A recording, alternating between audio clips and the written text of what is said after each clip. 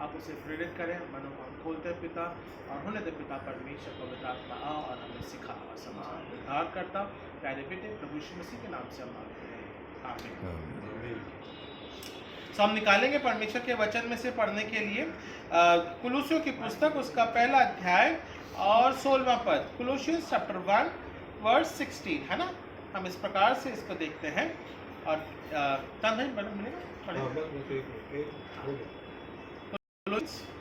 कुलूसियों की किताब chapter 1, कुलूसियंस chapter 1 verse 16। हाँ, क्योंकि उसी में सारी वस्तुओं की सृष्टि हुई। हाँ, क्योंकि उसी में सारी वस्तुओं की सृष्टि हुई है, स्वर्ग की हो अथवा पृथ्वी की, देखी या अनदेखी, हाँ, देखी या अनदेखी, क्या सिंहासन, क्या प्रभुताएं, क्या प्रधानताएं,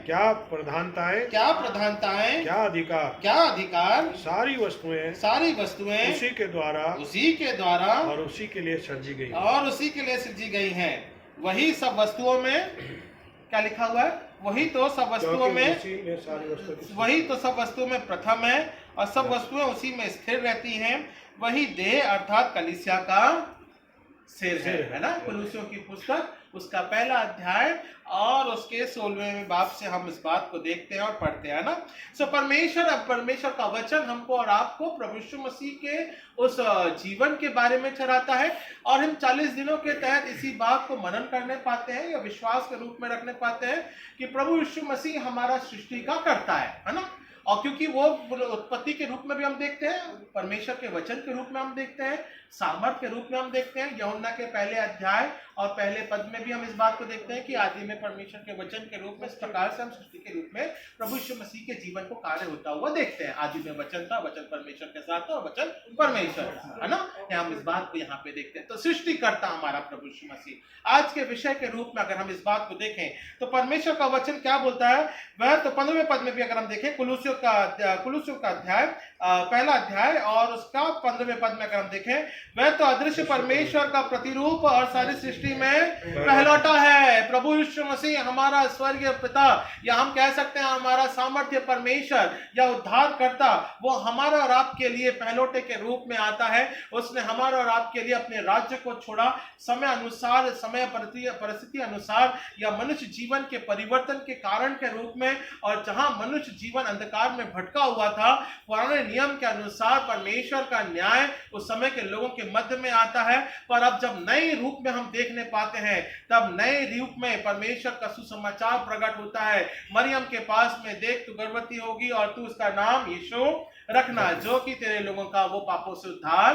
करेगा। सो परमेश्वर हमारा वो सृष्टि करता है और वो हमारे पापों का उद्धार करने के लिए आया। इसलिए कुलूसियों की पुस्तक इस बात को बहुत साफ तौर से प्रकट करती है कि वो सृष्टि में पहलौठा है और कोई नहीं है। और इसीलिए प्रकाशित वाक्य में भी हम इस बात को पढ़ते हैं और देखते हैं that I am the Alpha and I am the Omega, I am the beginning and I am the end, है ना। मेरे साथ ही जीवन के रूप में हम और आप प्रभु यीशु मसीह के जीवन के तहत उसके प्रारंभ में और उसके अंत तक, मतलब उसकी विश्वास योग्यता तक, हम उसके स्वर्गीय राज तक परमेश्वर में अपने जीवन को हम देखने पाएंगे। पर हम कैसे देखेंगे? जब हम उसके विश्वास में अपने जीवन को रखने पाते हैं, दृढ़ता से हम बने रहने पाते हैं। और क्या लिखा हुआ है? प्रभु यीशु मसीह खूबियां लिखी हैं। देखिए क्या लिखा है, क्योंकि उसी में सारी वस्तुओं की सृष्टि हुई, स्वर्ग की हो अथवा पृथ्वी की, देखी या अनदेखी, क्या सिंहासन, क्या प्रभुताएं, क्या प्रधानताएं, अधिकार, सारी वस्तुएं उसी के द्वारा सृजी और उसी के लिए सृजी गई है ना। उसी ने सृजी है और उसी के लिए सृजी गई है। तो सारी प्रधानताओं का अधिकार का रखने वाला हमारा परमेश्वर है। सो हम कहीं भी भाग के नहीं जा सकते। परमेश्वर में किधर भाग के जाऊं, भजन बनता है इस बात को। मैं चाहे कहीं पे भी पृथ्वी के कोने में जाऊं, परमेश्वर तो वहां है ना। परमेश्वर की नाम की महिमा, आमीन, यस। परमेश्वर हमको और आपको इसी बात को ठहरा के कहता है कि वो हमारे लिए अल्फा और ओमेगा है, वो सृष्टि करता है और वो सामर्थ्य परमेश्वर है जिसके द्वारा हम नए जीवन को देखने पाते हैं। तो क्यों ना हम हमारे जीवन को परमेश्वर की तरफ अर्पण करें या उसके तहत अपने जीवन को नतमस्तक करके रखें। परमेश्वर, हाँ तू ही हमारा प्रभु है, तू ही हमारा सृष्टि करता है, आज का ये समय मैं तुझ में अपने जीवन को अर्पण करता हूँ पिता, अनुग्रह के द्वारा मेरे जीवन को आप ग्रहण करें। मैं जैसा भी हूँ पिता, अनुग्रह के द्वारा मेरे जीवन को आप ग्रहण करें, ग्रहण करें, ग्रहण करें, है ना। हम इस बात को थोड़ा सा मनन के ऊपर विचार करेंगे। तो क्या बोलता है प्रभु यीशु मसीह के व्यक्तित्व के बारे में, क्योंकि वह सृष्टि करता है। और प्रभु यीशु मसीह मेरे जीवन को आप ग्रहण करें। हम कुछ बातें रोमियो की पुस्तक में से पढ़ेंगे। रोमियो की पुस्तक उसका 14वां अध्याय और 9वां पद, नए नियम में से रोमियो की पुस्तक उसका 14वां अध्याय और 9वां पद। हाँ, क्या लिखा है? 9वां पद। हाँ, 14 चैप्टर वर्स 9। क्योंकि मसीह इसीलिए मरा, हाँ, इसीलिए मरा और जी भी उठा कि वे मरे हो और जीवितों दोनों का प्रभु हो। किसका हो? दोनों का प्रभु ठहरने पाए, है ना। He is the Lord of the death and the raised, है ना। प्रभु यीशु मसीह का व्यक्तित्व या उसका वचन रोमियो की पुस्तक के अनुसार इसी बात को ठहरा के कहता है कि वो जीवित और मरो दोनों का वो प्रभु ठहरता है। इसका मतलब जब पहला कुरिन्थियों उसके 15वें अध्याय के अनुसार कहता है, देख मृत्यु अब तेरा डंक कहाँ रहा, है ना।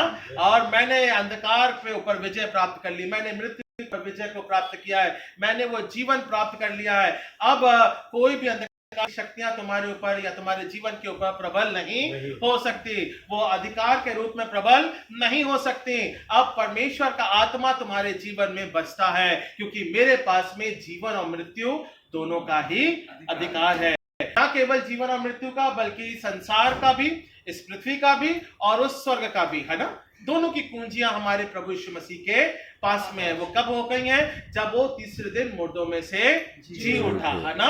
तो वो संसारिक रूप में भी विजयी जीवन को ठहराता है और आत्मिक रूप में भी वो विजयी जीवन को ठहराता है। और उसकी प्रतिज्ञा हमारा और आपके लिए एक आशा देती है कि हम प्रभु यीशु मसीह में जीवते परमेश्वर के रूप में अपने जीवन को हम रखने पाते हैं। इसलिए वो हमारा सृष्टि करता है। क्या प्रभुताएं, क्या प्रधानताएं, सब उसी के द्वारा और उसी में ही सृजी गई हैं। इसलिए वो पहलौठा ठहराया गया है। क्योंकि हम और आप, हमारे पास में क्या है? हमारे पास में जो आशा है वो उस पृथ्वी में रहते हुए जीवन की आशा है, बराबर है ना, है ना। हम ये चाहते हैं कि भाई हम इस पृथ्वी में रहते हैं तो हमारे पास में जीवन है, तो एक आशा रहती है कि हाँ भाई इस जीवन को हम अच्छे से जीने पाए, है ना, अच्छे से इस प्रकार से काम करने पाए या अपने जीवन को सुधार के लेके चलने पाए, वॉट एवर इट इज। वो सभी संसारी जीवन के रूप में हम सभी परिस्थितियों में इसी प्रकार से जीना चाहते हैं ना। हम कभी भी किसी भी प्रकार से परिस्थितियों से हम क्या करते हैं? सामना करते हैं ना। मुश्किलात होती हैं, तकलीफें होती हैं, आनंद का समय होता है, खुशी का समय होता है। हम सभी चीजों में हम क्या करते हैं? सामना करते हैं, आगे बढ़ते हैं, है ना। अपने आप को हम उठाने की कोशिश करते हैं। परमेश्वर का वचन इस बात को कहता है कि तुम संसारिक जीवन में जब प्रयास करते हो, अपने जीवन को तुम नीचे से उठा करके ऊपर के स्तर में लेकर के चलना मांगते हो, तो तुम अपने आत्मिक जीवन को भी नीचे से उठाकर परमेश्वर के राज्य तक चलने की तुम कोशिश करो, है ना। वो समय हमारे लिए कम पड़ता है या हम दे नहीं पाते हैं, क्योंकि हमारा आत्मिक जीवन उस प्रकार से बना नहीं रहता है ना। सो जब हम संसारिक जीवन में मेहनत करते हैं, सफलता को अर्जित करते हैं, मुकाम को पाना चाहते हैं, आत्मिक जीवन में भी हमें हमारे जीवनों में प्रयास करना बहुत जरूरी है। और इसके तहत परमेश्वर के आत्मा के रूप में अपने जीवन को बनाए रखना, प्रार्थना की सहभागिता में, वचन की सहभागिता में, महिमा की सहभागिता में, और आज के इन 40 दिनों के रूप में भी हम इस बात को देखने पाते हैं। 40 दिन हम क्यों मनाते हैं? ताकि हम परमेश्वर से अपनी आत्मा को एक लॉ के रूप में जोड़ सके। 365 दिन होते हैं। कभी किसी के पास में समय होता है, प्रार्थना करता है, वचन पढ़ता है, अपने समय अनुसार अपने जीवन की गतिविधियां करता है। पर ये 40 दिन हम क्यों मनाते हैं? मुख्य रूप से इस बात को हम स्मरण करते हैं कि प्रभु यीशु मसीह हमारे लिए मरा, उसने अपने क्रूस पर से वो बलिदान दिया ताकि हम उद्धार को प्राप्त करने पाए। इसलिए 40 दिन मुख्य रूप से हमारे जीवन के लिए विश्वास के रूप में, फास्टिंग के रूप में, उपवास के रूप में, प्रार्थना के रूप में हम आधारित करते हैं। परमेश्वर, मैं पापी हूं, है ना, मेरे आत्मिक जीवन के स्तर को आप उठाएं, क्योंकि यही एक कारण है बनाने का, बढ़ाने का, है ना। हमारा आत्मिक जीवन का स्तर कैसे उठेगा? जब हम प्रार्थना के माध्यम के द्वारा हम हमारे परमेश्वर से विनती को करते हैं, क्योंकि आप हमारे प्रधान हैं, है ना। आप हमारे जीतों के और मरों के दोनों के ही परमेश्वर है। सारी पूंजियां आपके पास पे मेरे आत्मिक जीवन को आप संभालें और बढ़ाएं, ठीक है ना। सो ये हो गई पहली बात प्रभु यीशु मसीह के व्यक्तित्व की, कि वो दोनों ही जीवता और मरो दोनों का वो प्रभु है। और प्रभु हम हर किसी को नहीं, माय लॉर्ड जिसे हम कहते हैं ना, एक तो जज होता है बराबर ना, माय लॉर्ड है ना, वकील अगर कोर्ट करेगा हाँ माय लॉर्ड, पहले तो माय लॉर्ड ही बोला जाता है, राजेंद्र कुमार कहता था माय लॉर्ड अभी लॉर्ड अभी सर हो गया। अभी सर हो गया। But as per the quotation अगर हम इस बात को देखें, क्योंकि वो फैसला सुनाने वाला परमेश्वर है ना, वो संसारिक रूप में जिस प्रकार से देखते हैं कि बाबा वो संसारिक रूप में साइन करेगा, सिग्नेचर करेगा, भाई तू सही है कि गलत है ना, वैसे ही हमारा आत्मिक पिता है। हे प्रभु हम तेरे पास में आते हैं, हे प्रभु मेरी दशा ये है, हे प्रभु मेरे जीवन का कार्य ये है, हे प्रभु मेरे जीवन की विनती ये है, अनुग्रह कर इस पे, अनुग्रह कर मेरी प्रार्थनाओं को सुन प्रभु, तू ही इसका न्याय करने वाला परमेश्वर है। मेरी दिशा को और दशा को, दिशा और दशा मतलब हमारे जीवन की सांसारिक दशा और दिशा, उसको बनाने वाला और लेके चलने वाला केवल तू ही हमारा प्रभु है। सो ही इज अवर लॉर्ड है ना, परमेश्वर हमारा जो कि सामर्थ्य परमेश्वर है और अनुग्रहकारी है। ओके, सो रोमियो की पुस्तक उसका 14वां अध्याय और 9वां पद, वो हमारे प्रभु और जीवता और मनो का दोनों का प्रभु है, इस बात को हम देखने पाते हैं। दूसरी बात क्या लिखा है प्रभु यीशु मसीह के व्यक्तित्व के बारे में, यूहन्ना की पुस्तक उसका पहला अध्याय और 3रा पद, John chapter 1 first and 3 verse, 3rd verse. पहले का सब कुछ उसी के द्वारा उत्पन्न हुआ, सब कुछ उसी के द्वारा उत्पन्न हुआ, और जो कुछ उत्पन्न हुआ है, और जो कुछ उत्पन्न हुआ है उसमें से कोई भी वस्तु उसके बिना उत्पन्न नहीं हुई, उसके बिना उत्पन्न नहीं। और भी लिखा हुआ उसमें आगे क्या लिखा है, उसमें जीवन था, उसमें जीवन था, और वो जीवन मनुष्यों की ज्योति था, और वो मनुष्य की ज्योति बना या बना था। ज्योति अंधकार में चमकती है, और ज्योति कैसी होती है, अंधकार में चमकती है, और अंधकार ने उसे ग्रहण न किया, और अंधकार में मतलब हमने उसे ग्रहण नहीं किया है ना। इस प्रकार का परमेश्वर का वचन बोलता है। परमेश्वर का वचन हमको और आपको यीशु मसीह वो ज्योति के रूप में प्रकट होता है। ये वो सृष्टि करता है जो कि हमारे और आपके लिए उसने वो ज्योति के रूप में अपने जीवन को ठहराया, ठीक है ना। आजकल बॉम्बे में तो ऐसा कोई प्रॉब्लम नहीं है लाइट का, पर गांव में अगर हम देखेंगे तो जैसी लाइट चली जाती है लोग अपनी कैंडल को, टॉर्च को तैयार करके रखते हैं, बाबा ढूंढना ना पड़े और स्थिर रखे रहे, तुरंत चला लो भैया, हो जाता है, ओके डन। पर उससे पहले मालूम है क्या होता है, लाइट अचानक से चली गई, आप कभी कभार चलते चलते ठोकर खा जाते हैं, अंधकार का समय है ना। बताना मांग रहा हूँ अंधकार में जीवन किस प्रकार से रहता है। एक डार्कनेस में जीवन हम हर बार ठोकर खाते हैं,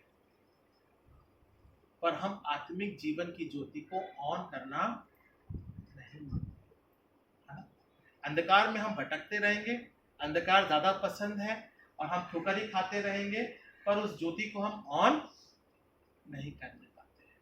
तो परमेश्वर का वचन बोलता है, मैं ज्योति हूं, मैं तुम्हारे जीवन में बन के आया हूं, अनुग्रह के द्वारा हर एक बातों का सृष्टि करता मैं ही हूं।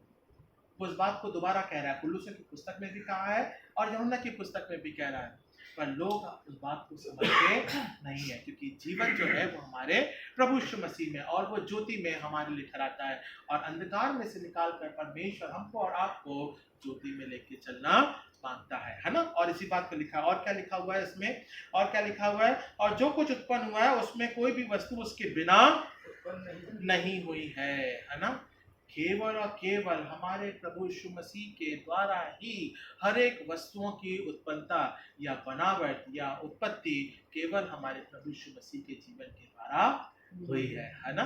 सो ज्योति का परमेश्वर हमको चाहता है इन 40 दिनों के तहत या प्रार्थना में जीवन के तहत या जीवन के रूप में कि हम ज्योति की संतान के रूप में आगे बढ़ने पाए, हम अंधकार में ठोकर ना खाए। परमेश्वर ये चाहता है कि तुम अंधकार में ठोकर नहीं खाओ, हम और आप उसी प्रकार से ज्योति में बने रहने पाए। Okay done. तीसरी बात, प्रभु यीशु मसीह का व्यक्तित्व इस बात को कहता है, पहला कुरिन्थियों उसका पहला अध्याय और 9वां पद, 1 Corinthians 9 नियम में से 1 Corinthians chapter 1 verse 9,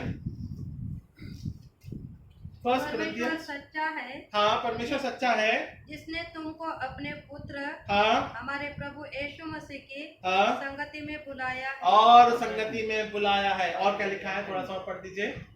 हे भाइयों, हे भाइयों, मैं तुमसे यीशु मसीह जो हमारा प्रभु है उसके नाम के द्वारा विनती करता हूँ कि तुम सब एक ही बात कहो। और तुम सब, थैंक यू सिस्टर, तुम सब एक ही बात कहो। और वो बात क्या है, परमेश्वर के जीते वचन या उसके कलाम की घोषणा को करना या प्रार्थना में अपने जीवन को बनाए रखना। कुरिन्थ की कलीसियाओं को इसलिए बोलता है क्योंकि उस समय के दौरान में जब वो विश्वास करते हैं तो वो अल्प विश्वासी रहते हैं, या फिर हम कह सकते हैं क्योंकि रोमी साम्राज्य का समय था और उनके विश्वास की दिशा जिस प्रकार से आज हो रही है, आज भी जिसे हो रही है, सताव के माध्यम के द्वारा हो रही है और तमाम बातें जो विरोध में उत्पन्न होती हैं, उसमें भी कुरिन्थियों में भी वैसे ही था। तो समय कभी बदलता है ना, सब समय एक प्रकार से जिस भी प्रकार से वो बदलता नहीं रहता है, बल्कि वो वैसे ही चलता है। इट द हिस्ट्री चेंज ना, हिस्ट्री रिपीट इटसेल्फ भी ऐसा हम कहते हैं ना, पुनः एक बार फिर से उस प्रकार से, क्योंकि मसीहों के ऊपर विरोध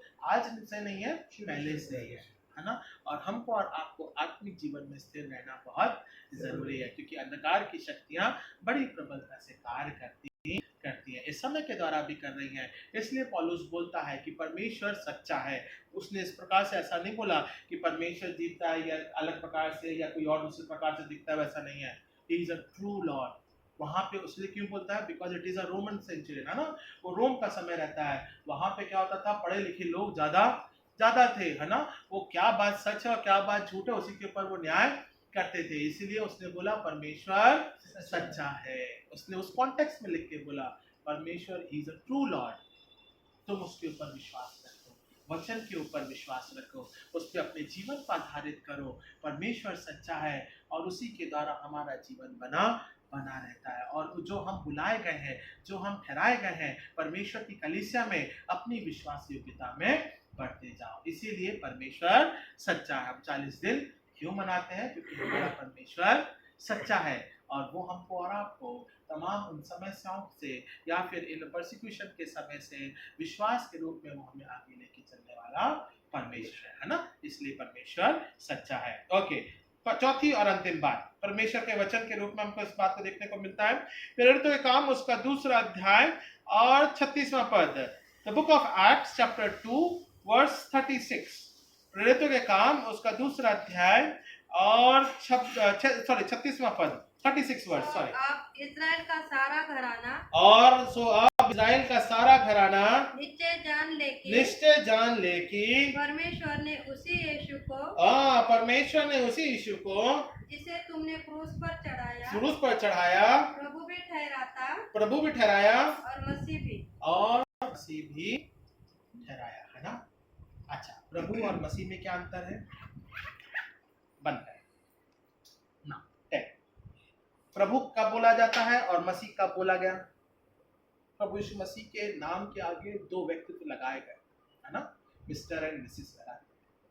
शादी में मिस्टर और मिसेस नहीं लगाएंगे तो हमको कार्ड ऐसी दे दिया, गुस्सा हो जाए ना।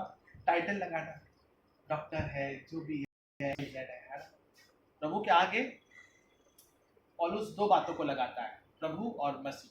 प्रभु का मतलब हाँ लॉर्ड, है ना, और मसीह का मतलब उद्धार करता। पर कब बना, कैसे बना, क्रूस पर से लहू बहाने के माध्यम के द्वारा, है ना। और पौलुस जब भी अपने 14वें लेटर्स को जब वो लिखता है, पूरी पत्रियों में इस बात को लिखता है, प्रभु यीशु मसीह, है ना, इस प्रकार से वो अंकित करता है, यू आर द लॉर्ड, है ना, तू मेरा संसारिक परमेश्वर, तू मेरा स्वर्गीय परमेश्वर, तू मेरा सामर्थ्य परमेश्वर, तू मेरे जीवन का परमेश्वर है ना। इसलिए वो प्रभु का टाइटल वो देता है। मसीह का टाइटल कब लगता है, जब उसने हमारे लिए क्रूस पर से बलिदान होके ठहराया और जब लहू बहाया गया, तब जो यीशु मसीह को टाइटल मिला वो मसीह के रूप में टाइटल मिलता है। मसीह मतलब हाँ, मसाया, यस, अभिषेक आया ना। उद्धारकर्ता के रूप में, जीवन के रूप में और मृत्यु पर विजय प्राप्त करने के रूप में। सो इसीलिए वो हमारा कैसा प्रभु है?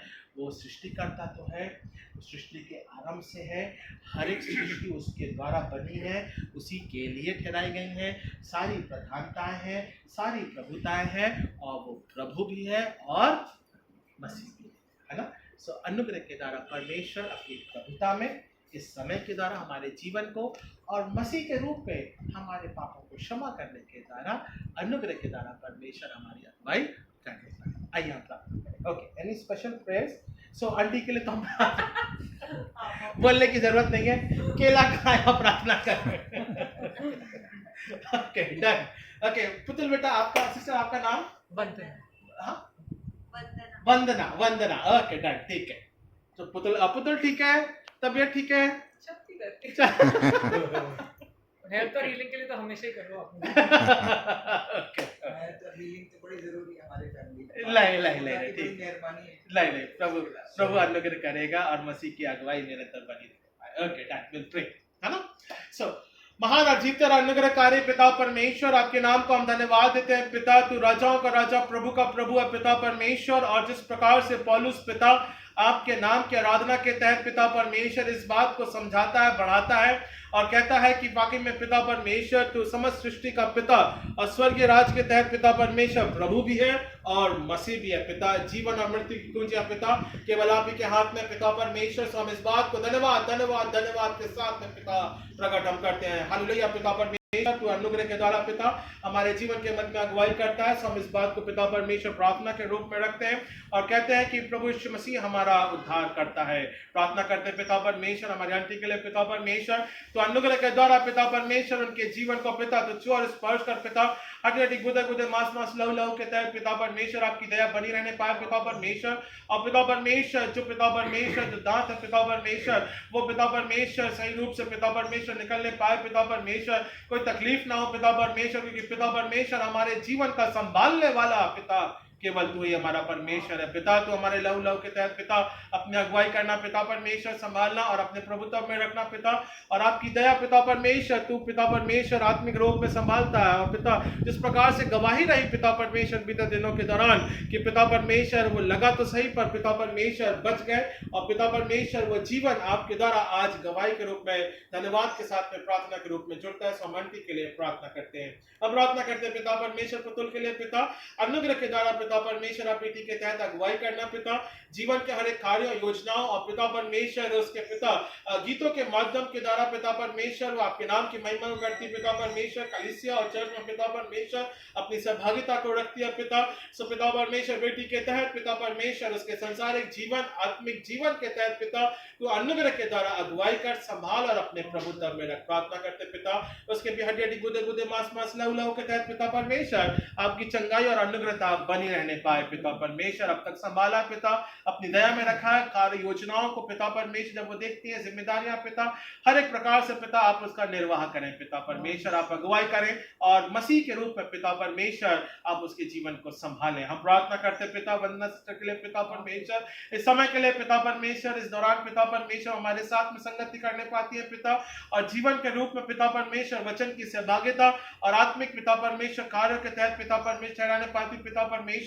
समझ के लिए बढ़ोतरी के लिए उनके जीवन के लिए उनके परिवार के लिए पिता परमेश्वर और आपका अनुग्रह उनके जीवन के साथ में बना रहने पाए, इस बात को हम प्रार्थना के रूप में रखते हैं। हम प्रार्थना करते हैं पिता परमेश्वर, इस घर के सेवक हैं पिता परमेश्वर, तो अनुग्रह के द्वारा पिता हर एक सेवक के तहत पिता परमेश्वर उनके आने और जाने और आत्मिक जीवन की बढ़ोतरी और पिता परमेश्वर उनके भी घर परिवार को संभालने वाला तू परमेश्वर है। तो इस बात को हम प्रार्थना के माध्यम के द्वारा ठहराते हैं। इस घर को पिता परमेश्वर आपके नाम की महिमा के तहत रखते हैं पिता, और कहते हैं कि तू हमारा मसीह है और मसीह है पिता, जो कि आत्मिक जीवन में हमारी अगुवाई करता है। हम प्रार्थना करते पिता हमारे रॉबर्ट साहब के लिए पिता, आंटी के लिए पिता परमेश्वर, उनकी भी चंगाई के लिए पिता कि आपकी दया अनुग्रह के द्वारा पिता परमेश्वर बनी रहने पाए, वो अति दूर हमारे साथ आते पिता परमेश्वर। अनुग्रह के द्वारा पिता परमेश्वर उनके पिता हेल्थ के लिए और उनके जीवन के लिए भी हम धन्यवाद देते हैं। हम प्रार्थना करते पिता परमेश्वर चांदाई के लिए पिता परमेश्वर, चिंकी के लिए पिता, और पिता परमेश्वर उसकी चंगाई के लिए पिता परमेश्वर और पिता परमेश्वर आपका अनुग्रह बना रहने पाए। और चांद भाई भी पिता परमेश्वर यहाँ तक आए, पिता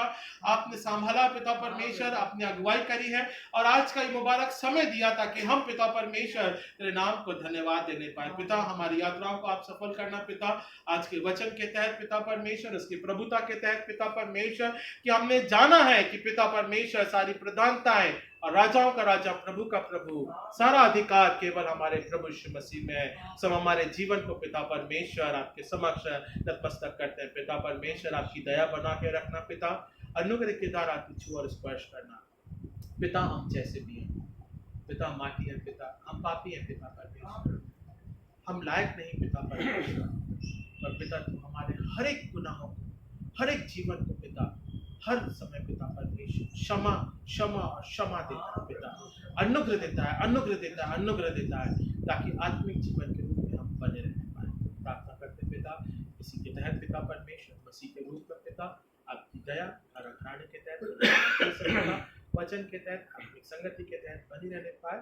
इस बात को प्रार्थना करूँ उद्धारकर्ता प्यारे बेटे प्रभु यीशु मसीह के नाम से मांगते हैं, आमीन।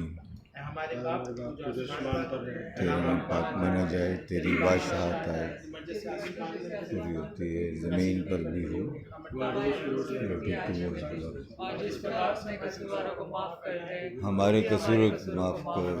आजमाइश में न डाल, लेकिन बुराई से बचा, क्योंकि बादशाहत हमेशा तेरी है। आइए हम आशीष को ग्रहण करेंगे। अब हमारे प्रभु यीशु मसीह का अनुग्रह, परमेश्वर का प्रेम, पवित्र आत्मा की सहभागिता अब से लेके इस घर घराने के तहत आशीष युगाने युग बने रहने पाए। आमीन। आमीन। तेरी इच्छा